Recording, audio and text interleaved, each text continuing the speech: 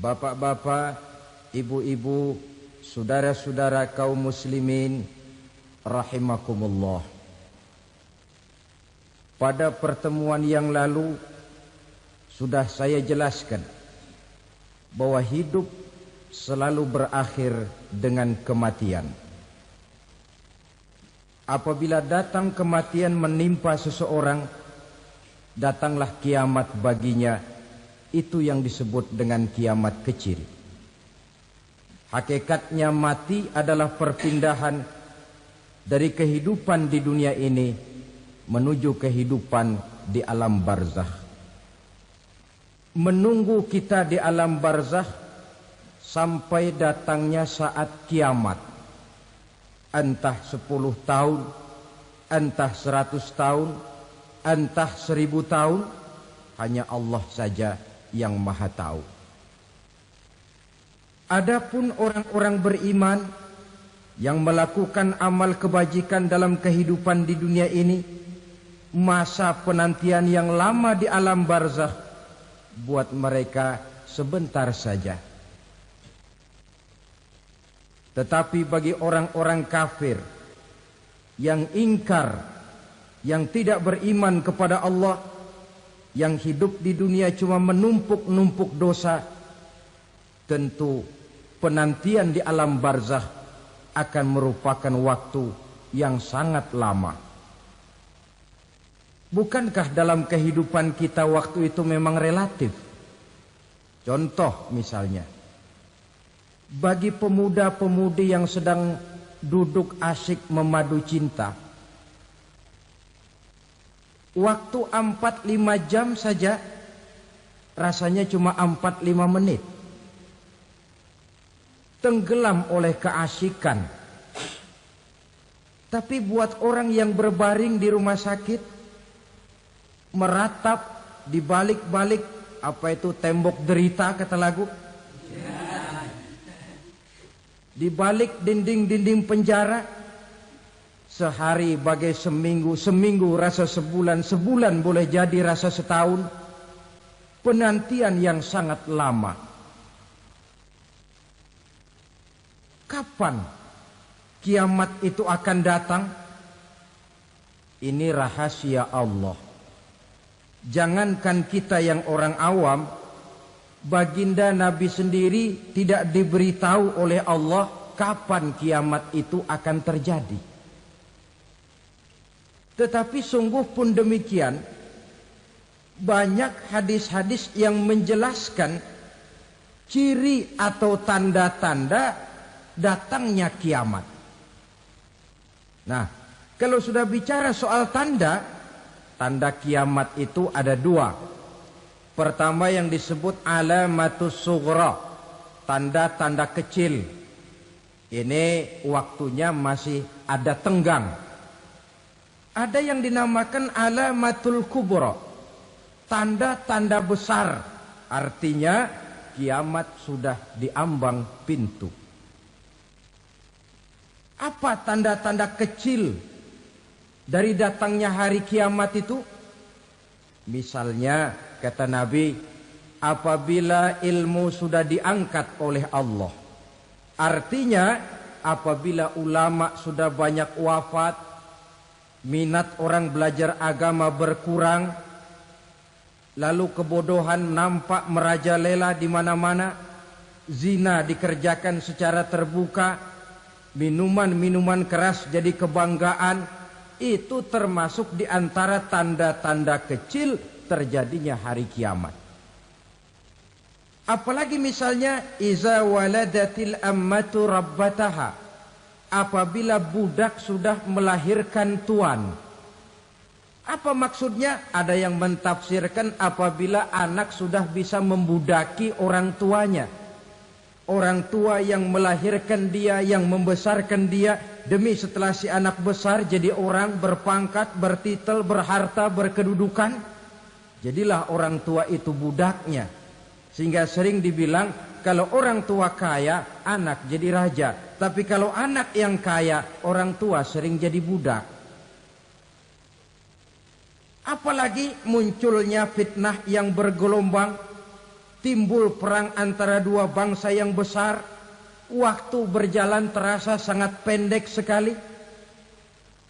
Itu merupakan tanda di antara tanda-tanda kiamat. Termasuk di dalamnya sulit membedakan mana laki, mana perempuan. Kan kalau tanda-tanda kayak begini sekarang sudah banyak kita lihat kan. Ulama banyak wafat, penggantinya sulit. Zina dikerjakan berterang-terangan, minuman keras jadi kebanggaan. Banyak anak membudaki orang tuanya, sulit membedakan mana laki, mana perempuan.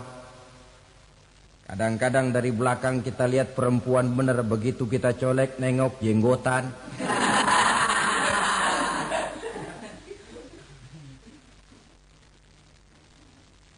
Ini termasuk tanda-tanda kecil. Masih ada tenggang sampai akan terjadinya kiamat itu. Nah, yang dimaksud dengan tanda-tanda besar, ini tanda besar artinya kiamat sudah di ambang pintu. Pertama, matahari terbit dari sebelah barat. Apabila matahari sudah terbit dari arah sebelah barat, tertutuplah sudah pintu taubat. Bersabda Nabi kita, la taqumus sa'atu hatta tatlu'a syamsu min maghribiha. Tidak akan datang hari kiamat sampai matahari terbit dari arah sebelah barat. Wa iza tala'at, manakala matahari telah terbit dari arah sebelah barat, wara'ahan nasu, manusia banyak menyaksikan itu, amanu ajma'un, mereka pun lalu beriman. Yang tadinya kafir, yang tadinya ingkar, yang tadinya membangkang, setelah melihat matahari terbit dari sebelah barat, buru-buru beriman, berlomba-lomba mengucap dua kalimat syahadat. Tapi apa yang terjadi? Kata Nabi, wadzalika hina la yanfa'u nafsan imanuha lam takun amanat min qabl. Hari itu adalah hari yang iman sudah tidak berguna lagi bagi seseorang apabila sebelumnya memang dia tidak pernah beriman. Au kasabat fi imaniha khaira, atau beriman tetapi tidak pernah melakukan kebajikan di dalam keimanannya itu. Hari yang sudah kasib, hari yang sudah terlambat, beriman tidak akan ada gunanya lagi. Ini pelajaran buat kita. Sebelum sang surya terbit dari sebelah barat, sebelum nafas sampai di tenggorokan, artinya pintu taubat masih terbuka. Kalau dua hal itu sudah terwujud, nafas sudah sampai di kerongkongan, atau matahari sudah terbit dari arah sebelah barat, tertutuplah sudah pintu taubat. Tak ada lagi gunanya pangkat, jabatan, harta, bahkan beriman pun dalam suasana macam itu. Too late, kata orang Kulon. Sudah terlambat. Matahari terbit dari arah sebelah barat. Itu tanda besar, artinya kiamat sudah di ambang pintu. Lalu apalagi tanda besar? Munculnya Dajjal. Dajjal artinya pendusta-pendusta yang menyesatkan manusia. Ada dua macam Dajjal, saudara. Ada Dajjal kecil. Ini Dajjal kelas teri. Kalau ini sejak zaman Rasulullah sudah ada itu.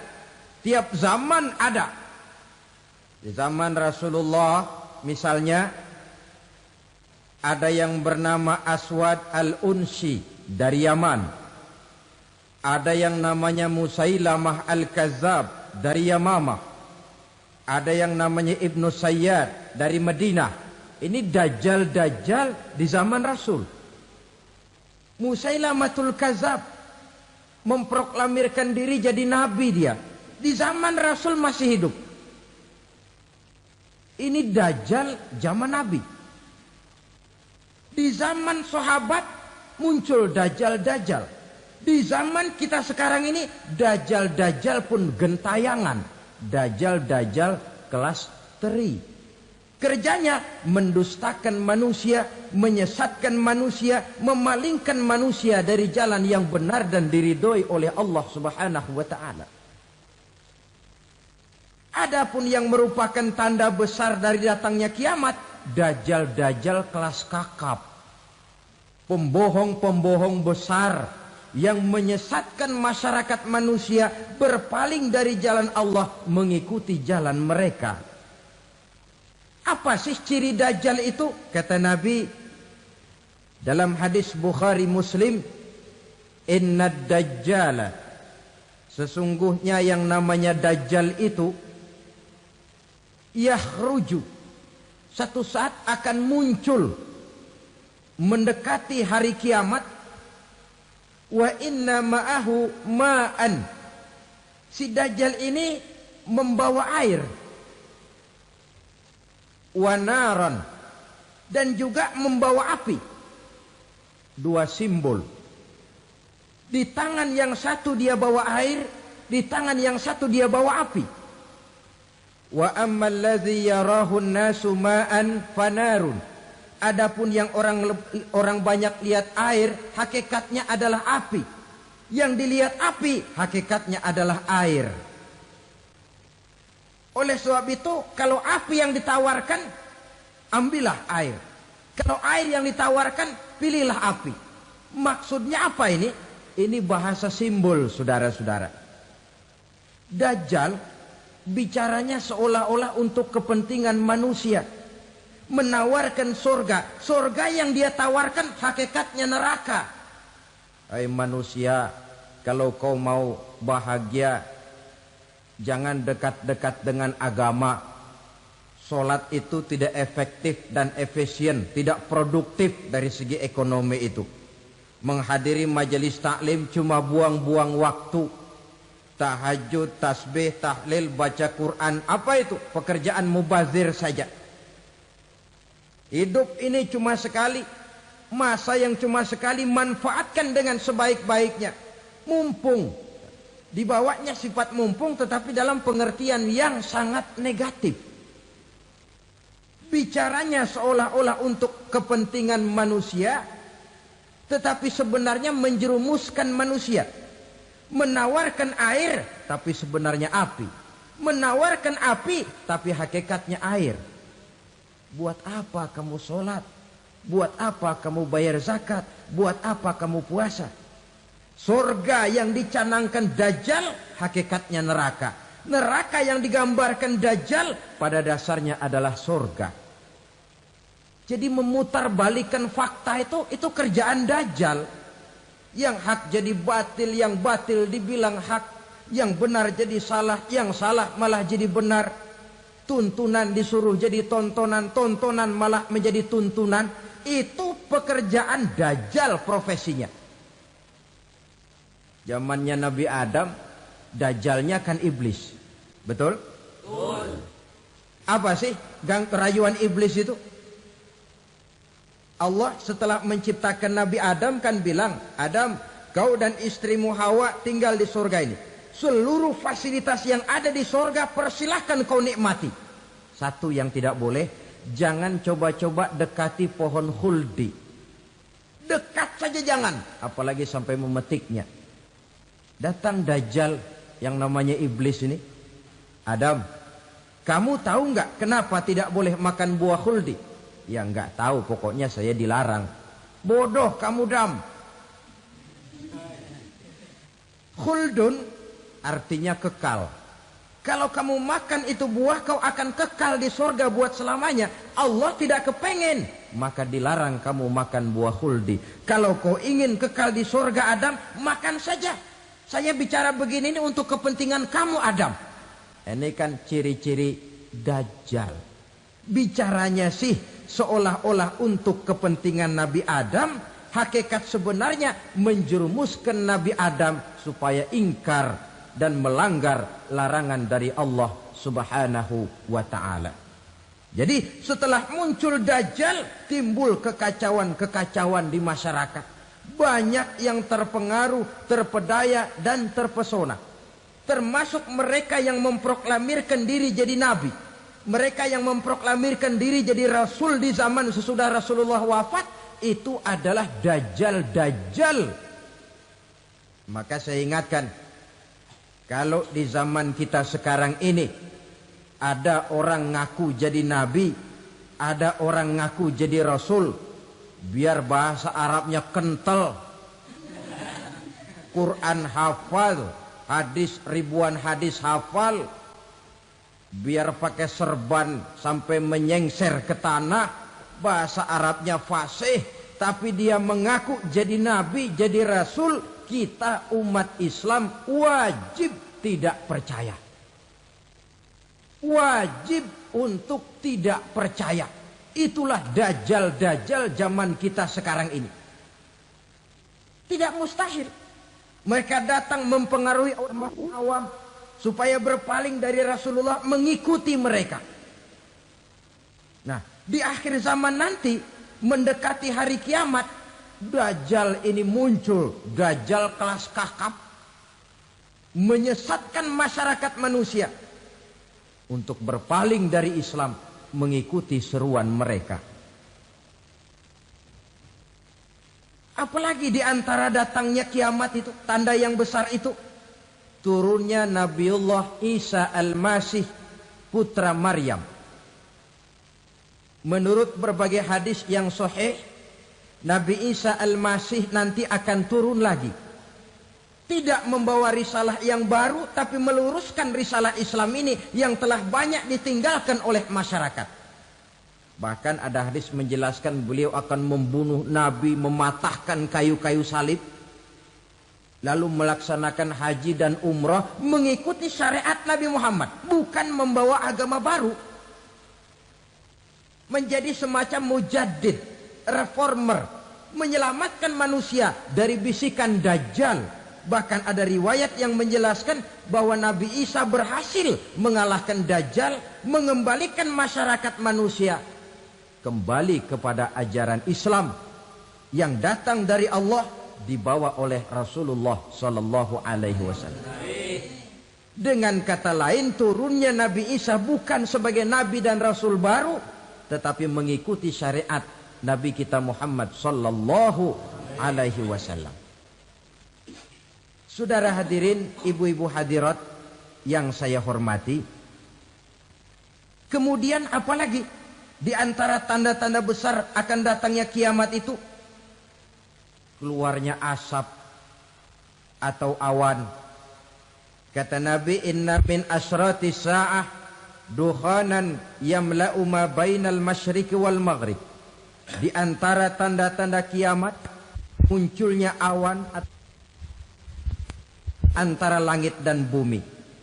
Ini pun diperkuat dalam surah Ad-Dukhan ayat 10.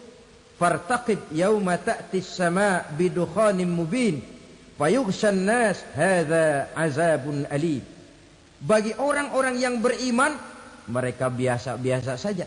Tapi bagi orang kufur, datangnya asap dan awan ini merupakan azab yang kelewat pedih.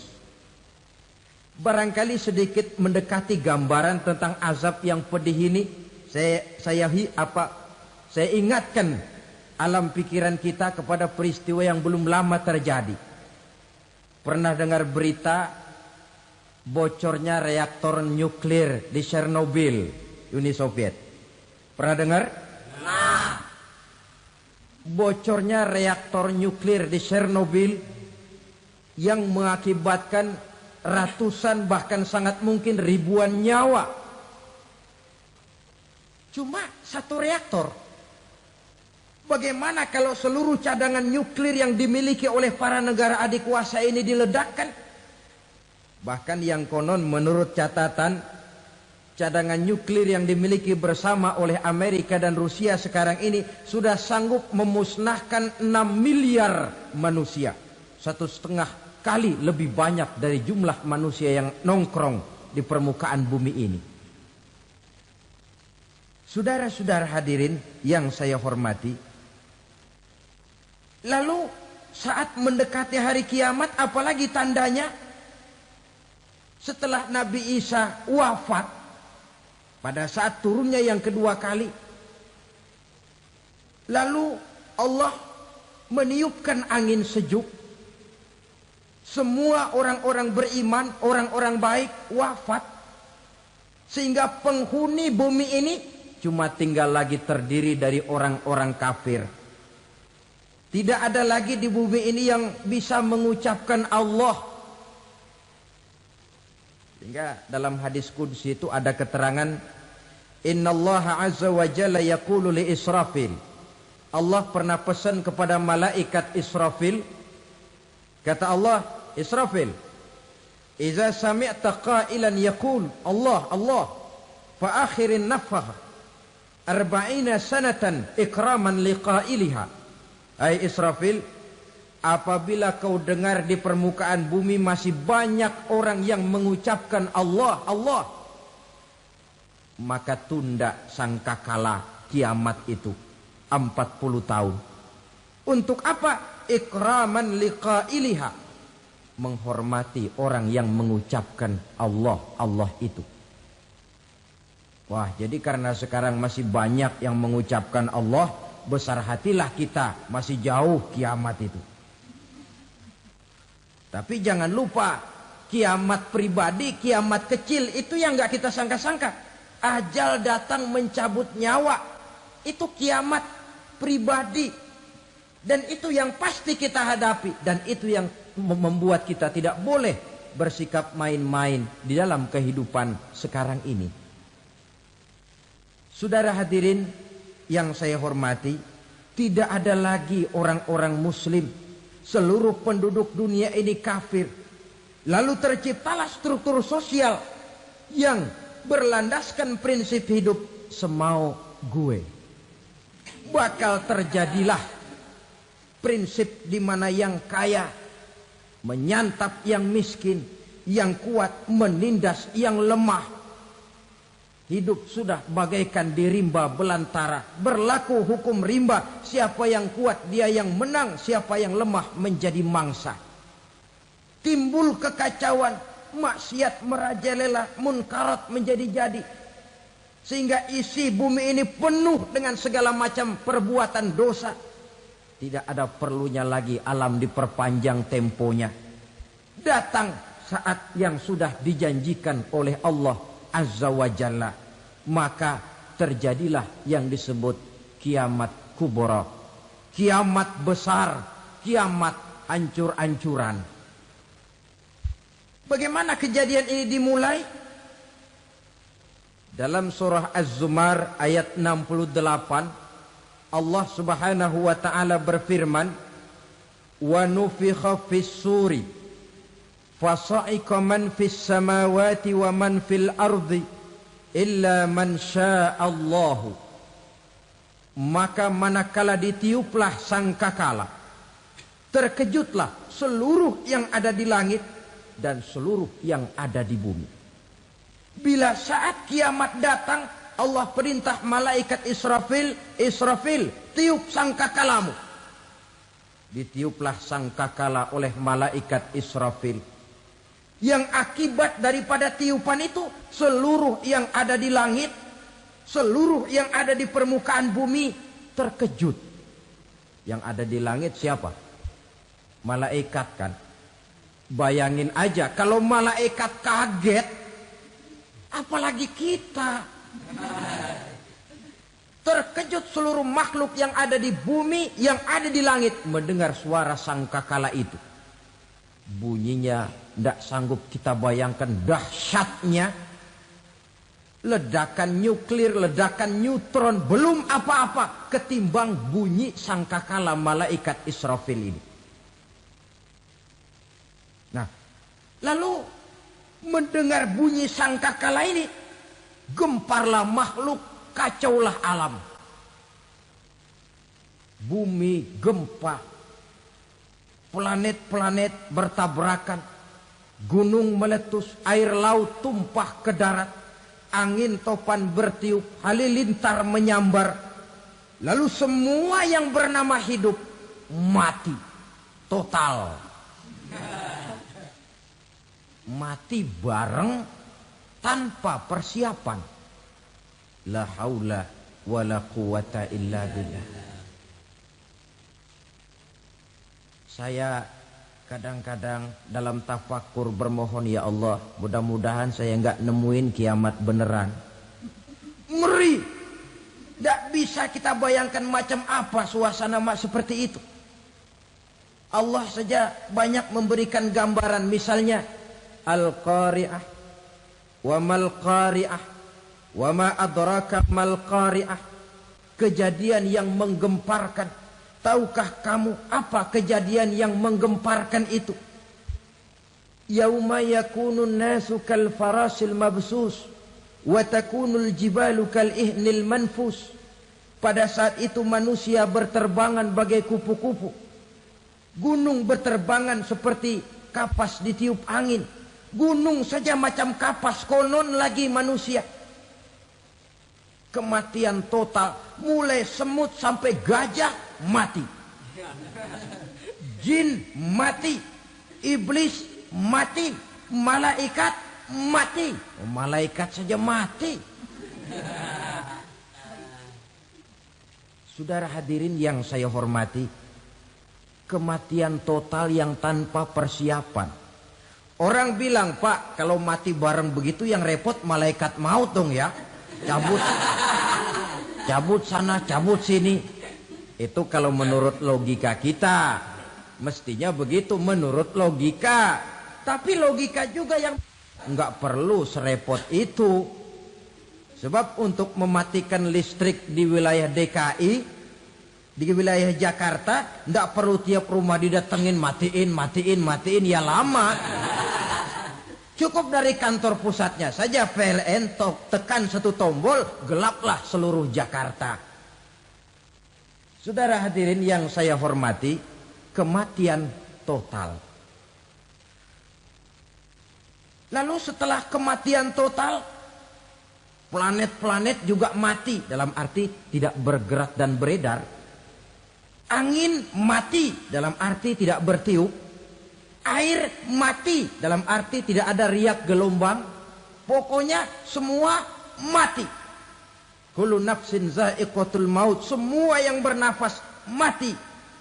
Dalam ayat lain, kullu man 'alaiha fan. Semua yang ada di permukaan bumi fana. Yang kekal cuma Allah Subhanahu wa ta'ala. Yang paling belakang mati, malaikat maut dan malaikat Israfil. Tapi mati juga sesuai dengan janji Allah. 40 lamanya. Tidak dijelaskan oleh Abi Hurairah 40 jam, apa 40 hari, apa 40 tahun. Hadis cuma menyebutkan 40 saja. Sunyi alam. Yang tinggal cuma Allah saja lagi. Ketika itu Allah berseru-seru, katanya, limanil mulkul yauma. Siapa para penguasa hari ini? Mana itu raja-raja dan penguasa yang dulu mengaku jadi Tuhan? Fir'aun. Mana Fir'aun sekarang? Yang dulu jadi raja, merasa berhasil, sombong, lalu tidak mau turun-turun dari kekuasaannya, sampai kepada puncak kekurang ajarannya mengangkat diri jadi Tuhan. Mana itu Fir'aun? Namrus. Mana sekarang Namrus? La ilaha illa ana. Ternyata tidak ada Tuhan lain selain daripada aku, kata Allah. Proses kemudian, saudara-saudara, turunlah hujan dari langit. 40 lamanya hujan itu. Tidak jelas juga 40 jam apa 40 hari. Setelah air turun membasahi, datanglah tiupan sangkakala yang kedua. Semua yang bernama mati bangkit dari kuburnya masing-masing. Ini yang disebut Yaumul Ba'thi, hari kebangkitan. Allahu Akbar. pada saat kita bangkit dari kubur kita masing-masing, kumpul di padang mahsyar namanya. Bayangin aja, saya sendiri nggak sanggup bayangin. Manusia sejak zaman Adam sampai zaman kiamat kumpul bareng di tempat sama. Berapa banyaknya itu?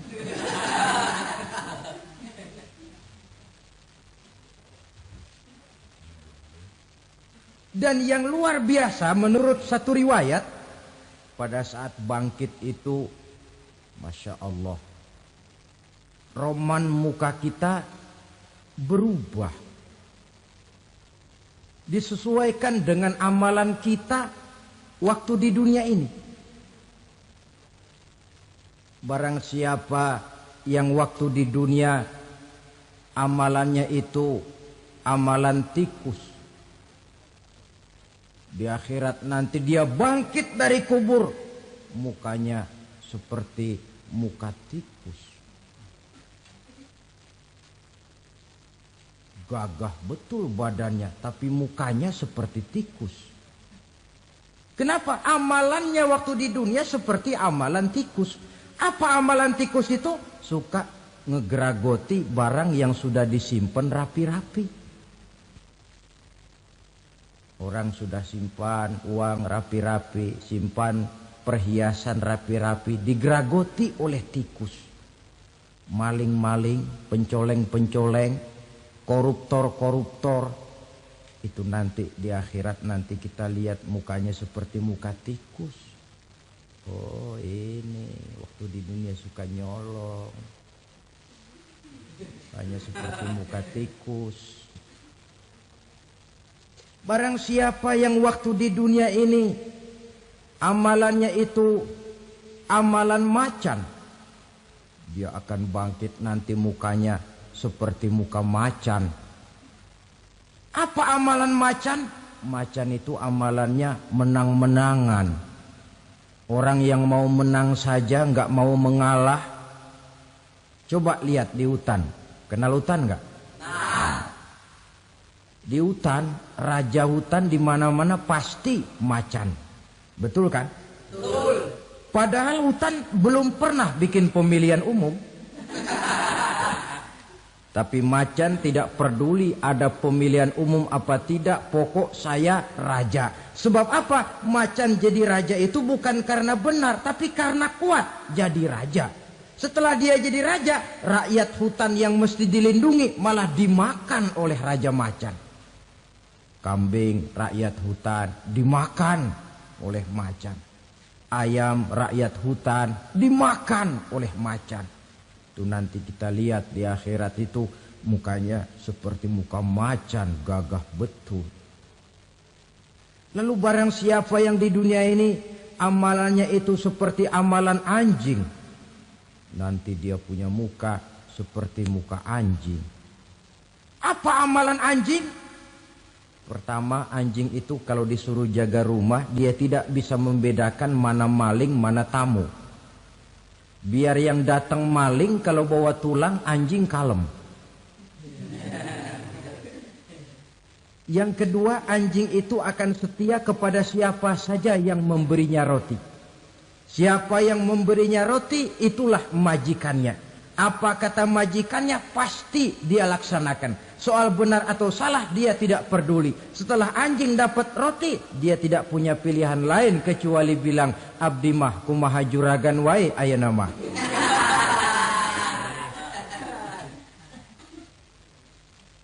Saudara hadirin yang saya hormati, berkumpul di padang mahsyar, tiap orang sibuk dengan persoalannya masing-masing. Matahari waktu itu didekatkan oleh Allah. Panas luar biasa. Ada yang saking panasnya itu mencucurkan peluh keringat sampai sebatas mata kakinya. Ada yang keringatnya sampai sedengkulnya. Ada yang keringatnya sampai sepusatnya. Ada yang keringatnya mengalir sampai sebahunya. Ada yang kelelap oleh keringatnya sendiri. Sementara orang di sampingnya nggak apa-apa. bergantung lagi amalan dia waktu di dunia ini. Saudara-saudara, sebagian orang dalam kepanikan padang mahsyar berombong-rombong datang mereka menghadap Nabi Adam. Ya Adam, anta abal bashar. Hai Adam, Tuhan adalah bapak moyang manusia. Kami sebentar lagi akan disidang, dimintakan pertanggungan jawab. Tolonglah kami, hai Adam. Kata Nabi Adam, jangankan nolongin sampean, saya sendiri tanggung jawab di hadapan Allah ketika dulu tidak boleh makan khuldi, saya serobot. Sudahlah, urus diri masing-masing saja, nafsi. Begitu kata Nabi Nuh, begitu kata Nabi Ibrahim. Tiap orang bertanggung jawab sendiri-sendiri. Ketika itulah saudara-saudara, nikmatnya menjadi umat Nabi besar Muhammad sallallahu alaihi wasallam. Sebab apa? Walaupun menurut abjad kita ini umat paling belakang, paling belakang kita ini toh, karena Nabi Muhammad adalah Nabi akhir, tapi akan dihisap lebih dulu, lewat di atas sirat lebih dulu, masuk surga lebih dahulu ketimbang umat-umat belakangan. Ketika Rasul mendekati ajal, beliau tanyakan itu kepada malaikat Jibril. Malaikat Jibril berkata, Muhammad jangan khawatir, Allah sudah berjanji, inni haramtul jannata ala sairil anbiya hatta tadkhulaha anta wa haramtuha ala sairil umami hatta tadkhulaha ummatuka. Surga aku haramkan buat seluruh nabi kecuali kalau engkau Muhammad sudah masuk ke dalamnya, dan surga aku haramkan buat seluruh umat kecuali kalau umatmu Muhammad sudah masuk ke dalamnya. Logikanya, walaupun menurut abjad kita umat paling belakang, bakal dihisap paling dulu, lewat di atas sirat paling dulu, masuk surga paling dulu, kalau mampir ke neraka juga paling dulu. Ya resiko. Jangan mau enaknya aja paling dulu. Saudara hadirin yang saya hormati, setelah masa kebangkitan, itu jangan dikira begitu bangkit langsung diperiksa. Masih menunggu menanti ribuan tahun. Perhitungan padang mahsyar. Untuk sampai kepada proses yang disebut yaumul hisab. Hari perhitungan. Seorang demi seorang bakal dipanggil. Bayangkan saja, kita se-RT saja di absen. Kadang-kadang perlu waktu lama. Ini manusia sejak zaman Nabi Adam sampai datang hari kiamat, satu demi satu disidang di hadapan Qadhi Rabbul Jalil. Status sosial copot sudah waktu itu. Yang pernah jadi hartawan di situ tidak lagi kelihatan kehartawanannya. Yang pernah jadi jenderal tidak lagi dipanggil jenderalnya. Yang ustadz tidak lagi dipanggil al-mukarramnya. Seluruh status sosial selesai. Dipanggillah kita seorang demi seorang menghadap Qadhi Rabbul Jalil. Bagaimana proses penghisaban itu? Pertama, proses tanya jawab. Di antaranya ada hadis menyatakan, lan tazula qadama 'abdin yaumal qiyamah hatta yus'ala an arba'i khisalin. Besok di hari kiamat tidak akan bergeser telapak kaki seorang hamba sampai dia ditanya lebih dulu tentang 4 persoalan. Tentang ilmunya. Kemana ilmu itu diamalkan? Tentang umurnya. Di mana umur itu dihabiskan? Tentang masa mudanya. Kemana masa muda itu dipakai? Tentang hartanya. Dari mana harta itu didapat dan kemana harta itu dibelanjakan. Ini termasuk proses tanya jawab. Jadi kalau istilah pengadilan dunia, nama Fulan bin Fulan. Kamu waktu di dunia diberikan umur panjang untuk apa? Pernah mengalami masa muda, kemana kau habiskan masa remajamu? Kau diamanahkan ilmu, dengan apa ilmumu kau amalkan? Kau diberikan harta, dari mana harta kau dapat, kemana kau belanjakan?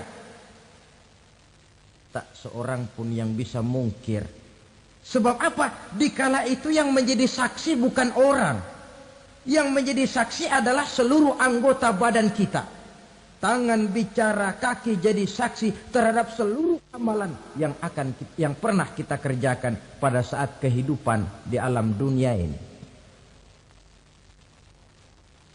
Selesai proses tanya jawab, lalu diperlihatkan buku catatan kita waktu hidup di dunia ini. Jangan lupa Allah itu menyiapkan 2 superkomputer kepada kita. Sebelah ditempelin sebelah kanan, yang sebelah tempelin di sebelah kiri. Komputer itu namanya Raqib dan Atid. 2 malaikat yang apabila baik kita lakukan, refleks saja akan menulis kebajikan kita. Jahat kita kerjakan akan tertulis. Catatan itu nanti diperlihatkan kepada kita. Waduh, alangkah malunya pada saat diperlihatkan catatan kita, buku rapot kita merah melulu.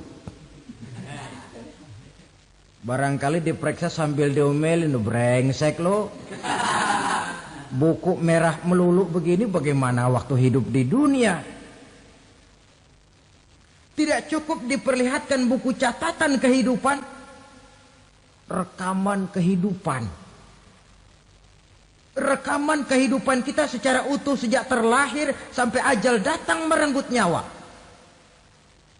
Barangkali mirip dengan video sekarang ini, di mana terekam dengan baik seluruh kegiatan kita sejak yang sekecil-kecilnya sampai kepada yang sebesar-besarnya.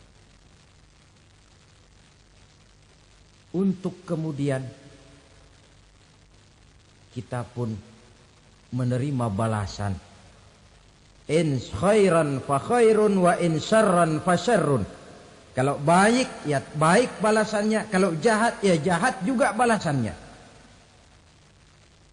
Catatan-catatan kita diberikan. Kalau banyak kebajikannya diberikan di tangan kanan dengan cara yang halus. Kalau banyak kejahatannya diberikan dari sebelah kiri atau dilempar dari belakang. Itulah sebabnya sejak di dunia ini kita sudah mohon kepada Allah.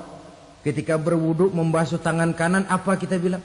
Allahumma a'tini kitabi biyamini wa hasibni hisaban yasira. Ya Allah, berikan saya kitab di tangan kanan, dan kalau saya memang perlu dihisap, hisaplah saya yang seringan-ringannya. Tangan kiri berlindung kita kepada Allah. Jangan sampai diberikan kitab di tangan kiri atau dari arah sebelah belakang. Wa a'udzubika an tu'tiya kitabi bishimali aw min wara'i zuhri, dari arah sebelah belakang. Na'udzubillah min dzalik. Setelah selesai lewat proses penghisaban, lewat mizan, timbangan, maka yang sudah selesai dihisab itu bergeraklah menuju sirat, jembatan yang terbentang menuju surga melalui neraka. Saudara-saudara, panjangnya perjalanan sirat itu memakan waktu ratusan tahun. Tetapi orang yang lewat di atas sirat pun macam-macam, bergantung amalannya ketika di dunia ini. Ada yang lewat di atas sirat itu kal barkil khatib, seperti kilat yang menyambar, lep, sudah sampai dia di surga. Cepat bukan main.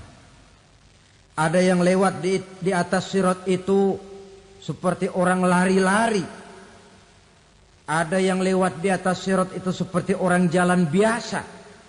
Ada yang sambil merangkak, ada yang sambil ngesor, ada yang sambil gelayutan, ada yang selamat sampai ke ujung ke surga, ada yang tergelincir jatuh masuk ke dalam neraka, bergantung amalannya dalam kehidupan di dunia sekarang ini.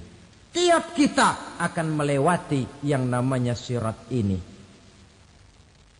Saudara-saudara kaum muslimin yang saya hormati, dengan demikian mereka yang selamat melalui sirat sampai ke terminal akhir surga, Mereka yang ketika dihisab ternyata banyak kejahatannya daripada kebaikannya, mereka singgah di dalam neraka. Nah, adapun orang-orang yang beriman, menurut ayat Quran dan hadis Nabi, itu nanti ada bermacam-macam. Ada orang beriman itu yang dimasukkan surga. Ada orang beriman itu yang dimasukkan ke dalam surga. Ada orang beriman itu yang disebut penduduk surga. Kenapa lain-lain, Pak? Karena waktu di dunia amalannya juga lain-lain. Ada orang beriman yang masuk surga. Ini paling murah tiketnya. Mau masuk surga?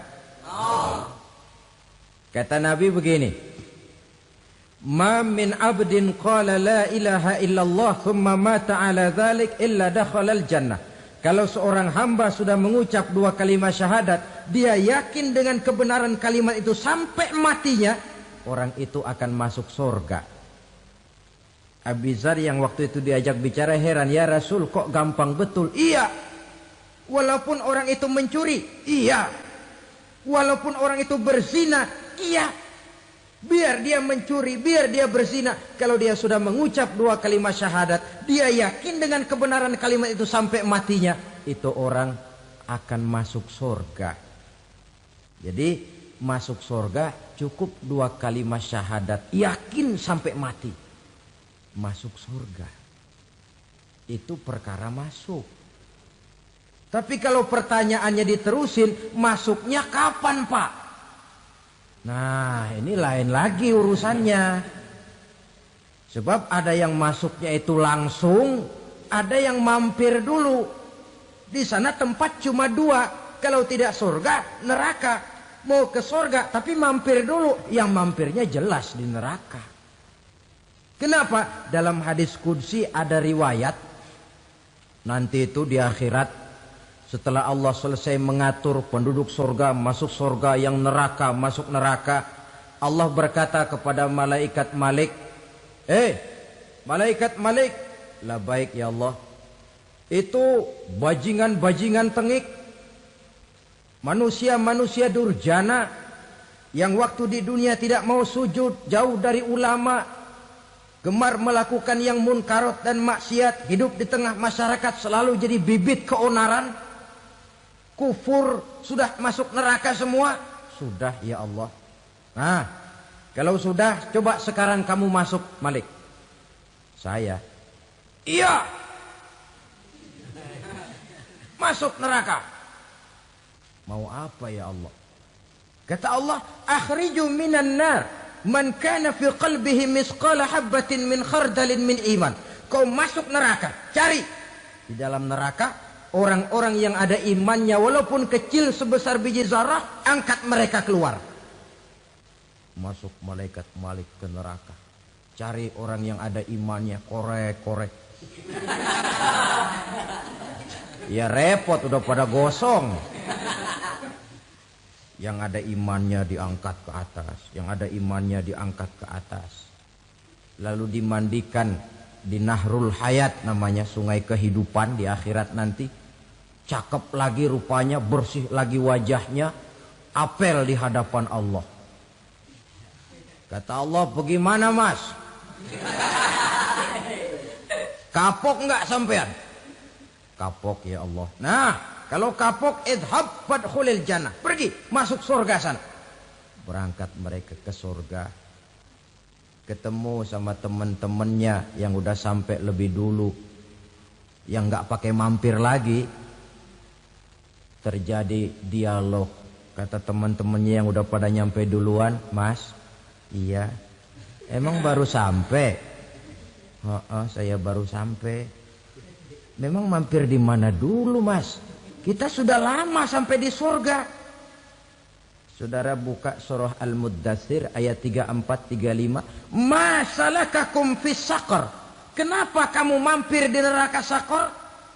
Qalu lam naku minal musallin. Mereka menjawab, kami mampir di neraka Sakor mas, gara-gara dulunya kami waktu di dunia tidak pernah sholat. Tidak pernah sholat? Tidak pernah. Kan rumahnya dekat masjid. Cuma dekat doang mas. Sholat mah enggak saya. Enggak pernah ngasih makan fakir miskin. Enggak pernah hadir di majelis taklim. Pendeknya enggak pernah melakukan kebajikan. Maka saya pun mampir di neraka Sakor. Untung betul saya punya iman mas sedikit. Waktu hidup di dunia dulu saya pernah mengucap 2 kalimat syahadat. Sekali-kalinya waktu mau kawin. Masya Allah. Untung saja kawin. Kalau nggak kawin polos.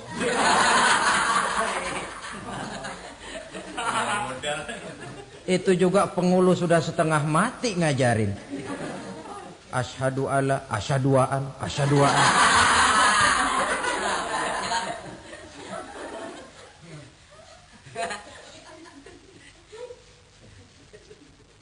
Ini namanya masuk surga. Ada mampir dulu. Ada pula orang mukmin itu yang dimasukkan surga. Namanya dimasukkan kan terima beres.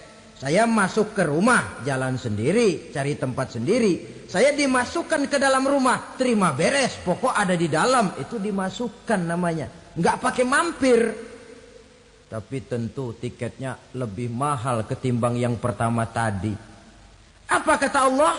Innal ladzina amanu wa 'amilus shalihat la ukaffiranna 'anhum sayyi'atihim wa la udkhilannahum jannah. Sesungguhnya orang-orang yang beriman kemudian beramal soleh, kami hapuskan segala dosa dan kesalahannya, kami masukkan mereka ke dalam surga. Lihat ayatnya. Allah yang memasukkan, kita yang dimasukkan. Tidak pakai transit, tidak usah mampir. Cuma tidak cukup syahadat, tidak cukup amanu, tapi diiringi dengan wa'amilus salih. Iman, amal. Tidak cukup syahadat, lalu dibuktikan dia sholat, dia zakat, puasa, lalu dia melakukan berbagai macam kebajikan. Ini yang menyebabkan dia tidak pakai mampir di tempat yang bernama Sakor. Lalu ada pula orang mukmin itu yang disebut penduduk sorga. Wah, ini sudah VIP ini. Ashabul jannah, penduduk sorga. Siapa mereka? Kata Allah, innal ladzina amanu summa istaqamu fala khaufun 'alaihim wala hum yahzanun ulaika ashabul jannah hum fiha khalidun. Sesungguhnya orang-orang yang beriman lalu istiqamah tetap dalam melaksanakan perintah Allah, tidak goyah, tidak labil tapi stabil, istiqamah, mereka tidak takut dan tidak bersedih hati. Merekalah penduduk surga. Iman, istiqamah. Tidak punya duit, sembahyang. Banyak duit, sembahyang. Miskin, sembahyang. Kaya, tetap sembahyang. Istiqomah. Kadang orang kalau susah rajin ke masjid, banyak duitnya ngelihat masjid melengos. Waktu miskin hamba Allah, setelah kaya jadi hamba harta. Bergeser, tidak ada nilai istiqomahnya. Saudara-saudara, dengan begitu penduduk neraka itu dua. Ada penduduk permanen, ada penduduk yang semi permanen. Yang semi permanen orang-orang beriman yang mempunyai dosa besar. Mereka masuk ke neraka untuk menerima azab sesuai dengan dosanya. Bila selesai masa azab itu, mereka akan diangkat untuk ditempatkan kembali ke dalam surganya Allah Subhanahu wa ta'ala. Nah, dikala itulah saudara-saudara, ada yang disebut syafaat dari Rasulullah Sallallahu Alaihi Wasallam.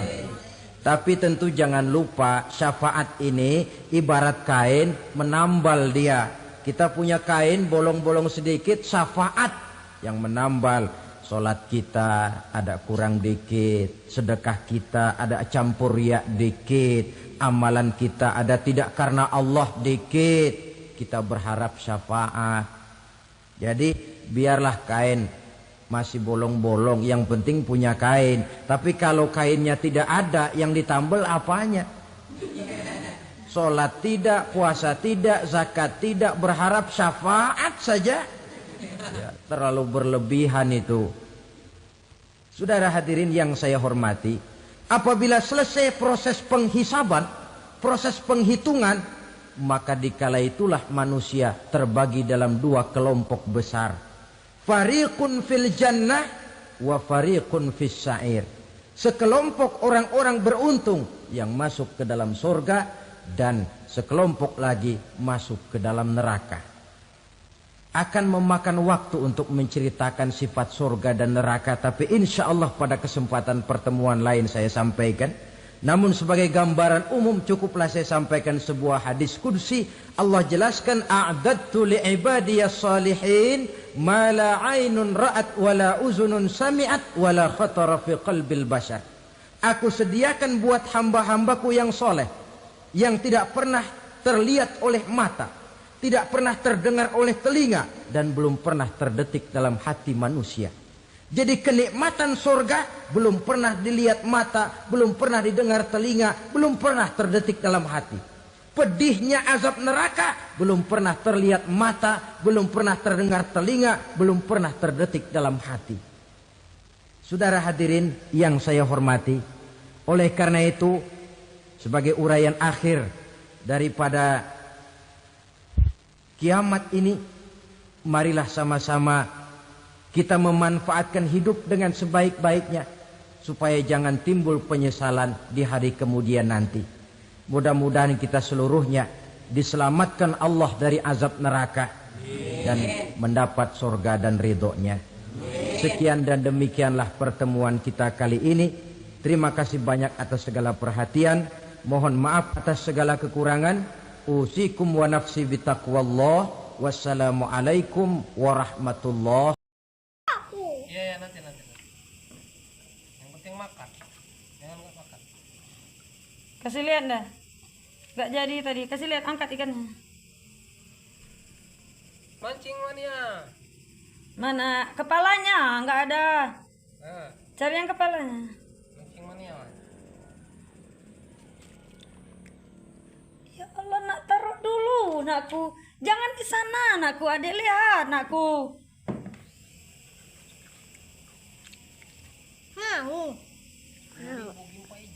Pegang. Nggak usah, suap aja mulutnya.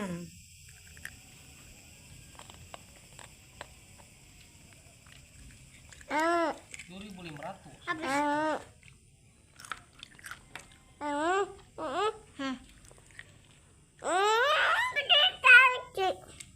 Jangan yang kecil, jari yang lebar. Suap. Hai kamu nih, bener aja. Buang. Itu jajan berapaan itu? Udah kalau kamu tel itu sabar, nah sabar sedikit nah. Lidah bayang. Budi. Yuk.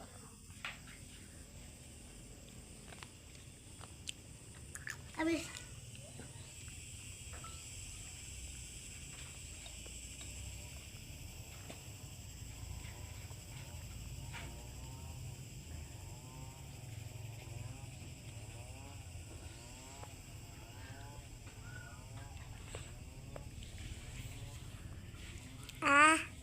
Lihat dulu. Di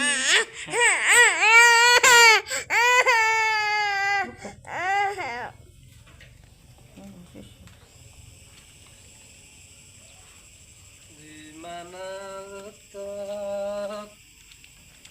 Benar. Tambah dalam. Oh, ini ikannya. Lihat. Hasil mancing mania.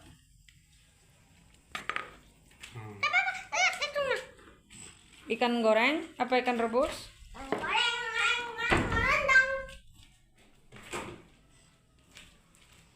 Alah, goreng lah ikan tuh sih kok. Makan nasi goreng nggak apa-apa pakai ikan goreng. Ya, besok baru numis lencak ya. Udah sayang. Udah, nggak usah dia lagi pengen udah. Kalau dia udah diam, nggak usah. Atau tahu rasa apa itu? Kering. Coba lihat. Panas yang berat dekat api. Kalau motong gosong. Lihat buka, motong. Kering. Mana tinggi? Lihat masuk kali. Ayo tadi didulukan pelahnya gitu. Iya ke?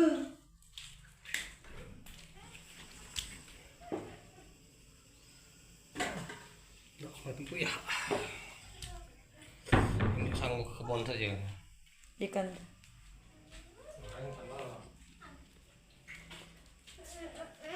Sambal. Kasih kumang miso. Halo guys, masak Bagus. Coba ambil ikroknya ngaji. Mari masuk ini, ambil ikroknya ngaji. Anu kalau ditani kuda, itu mbes kalencak tuh, tan. Itu nanjuknya ngabini herdi, lencak nggak tahu. Oh dia. Itu nah di bawah minyak goreng tuh. Bebas rantang. Bawah dibucok. Bawah sekali. Aduh, lapa busong. Itulah numis itu dulu, lihatin. Jadi nyamannya. Oke. Tadi belum tuh kali saja. Kesenangan Mbak Dita itu. Enggak stop nak. Dah, enggak sehat nak. Tadi pagi lah nasi goreng, mau berangkat nasi goreng. Ya tetap ke goreng karena itu dingin. Udah, kamu diam aja. Aku nggak mau diganggu. Kamu duduk aja duduk. Ya. Oke. Udah nak. Kalau kamu kayak gitu, nggak mau aku. Lima beres aja. Bersih ini. Bersih, sampai ditutup tuh.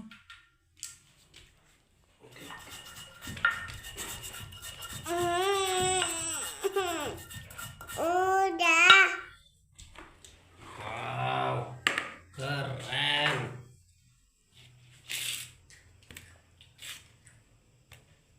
Dikit dulu kan.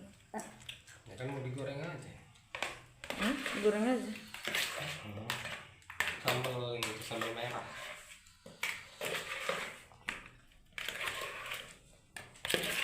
10.000 kan. Daripada diingkes malah ini sekali. Kenapa itu? Oh, ikan aslinya nila lah yang bervitamin 17 kemarin beli. Mahal kiamat. Langsung kiap 2 kali lipat ini. Kataku nggak usah.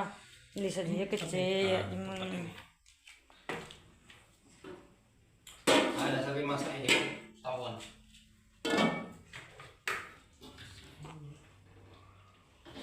5 kilo berapa tenda? 5 kilo 3 on.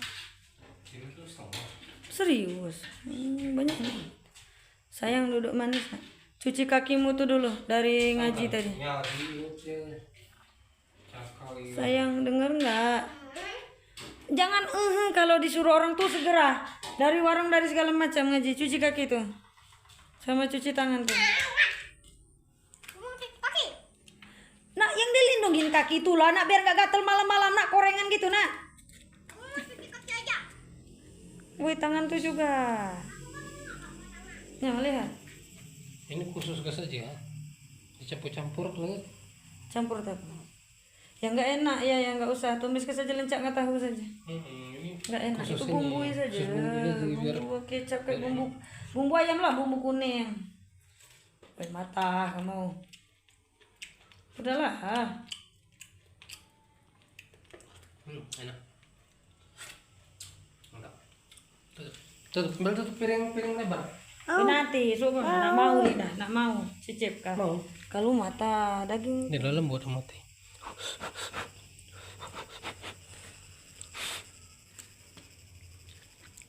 Enak? Lagi? Lagi. Enggak lah deh. Dibumbui saja. Dibumbui saja. Lainam digoreng tuh keras. Nah, bukan. Tutup udah, mau mana ngawan? Woi kuda, ya enggak kalah ngawan. Mana kakimu? Lihat tumitmu tuh, Tadi lah kalau masuk.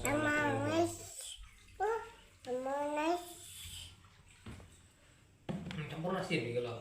Mau. Kalau dia sehat, nah. Lo masaknya. Boleh dibumbui nanti ya. Oh, jangan dekat-dekat. 12 menit. Belum, masih 7. No. Ayo, dah sayang. Yuk aja mung itu. 6 menit. Astagfirullahaladzim. Keluarin. Dapat nggak? Tuh, lencaknya Wih, petang. nonton digawi nak. Cukup mantap-mantapnya juga nak. Kamu ngambil nasi. Oh iya nak, jangan pakai tempat-tempat kecil dulu. Yang benar lah, yang benar dikit. Goreng, goreng, goreng, goreng, goreng, goreng. Ayo yang benar, yang benar, yang benar.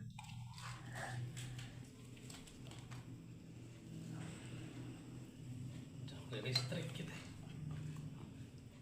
Ngasih kan yang 50.000 lah.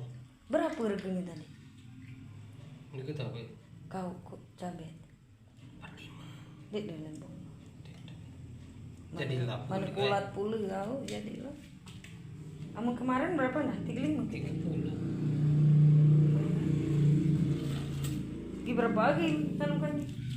Tanggal 25 sekarang tanggal Senin 25. Pakai cabai merah. Rimbun mana rimbun?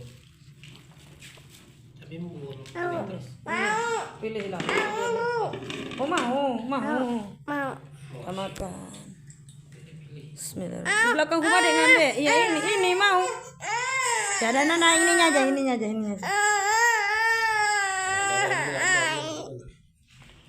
Wah dibilangin jangan depan adek kamu. Jangan. Itu di sini rumbon nanti ini. Undang aja. Bukan. Bukan apa ya? Bukan. Tergijak ngaku. Bukan. Kenapa ini? Minum putih. Dia dibilangin kamu dari tadi nanti. Nak. Lapar makan nasi, nak. Ya, turun. Enggak enak badannya.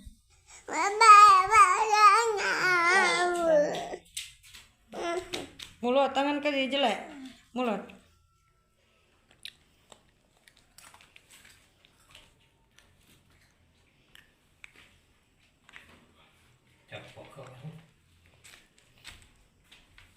Di belakang rumah talong banyak ya. Gua nasi goreng dulu. Oh sabar apa? Om Deddy ngambil sekumpul di sini dah. Tanaman dong kamu. Beda dulu. Padahal aku nggak suka tahu. Masih kena dikasih tahu. Apa? Woi nggak apa-apa nak. Vitamin nak. Protein nak, nasi goreng tuh terserah makan nasi goreng tapi ada sayurnya. Gak nasi goreng terus melulu.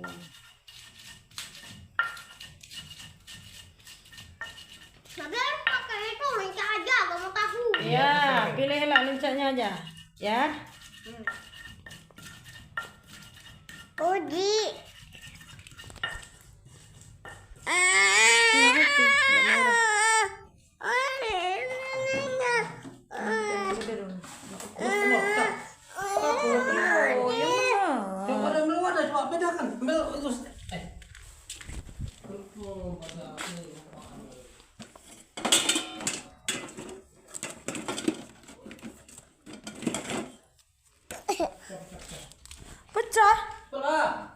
Pecah dah. Kita lihat dulu.